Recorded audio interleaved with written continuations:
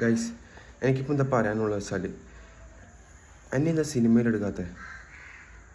ഇത്രയും ലുക്കും ഇത്രയും ഹാൻഡ്സമും ഗ്ലാമറസ് ആയിട്ടുള്ള ഒരു വ്യക്തി മലയാളം ഫിലിം ഇൻഡസ്ട്രിയിൽ എന്നെങ്കാട്ടും നല്ലതായിട്ടുണ്ടോ?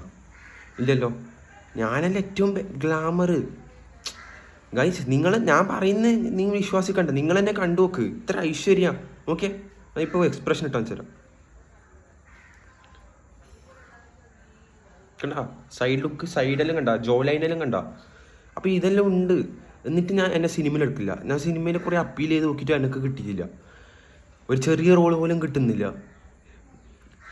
എനിക്ക് ഡാൻസിങ് എന്തെല്ലാം ചെയ്യാനില്ല, എന്തെല്ലാം സിനിമയിൽ ചെയ്യാനില്ല. എല്ലാം എനിക്കറിയാം. ഡാൻസിങ് അറിയാം, പാടാനറിയാം, പിന്നെ ആക്ടിങ് പറയേണ്ട ആവശ്യമില്ല.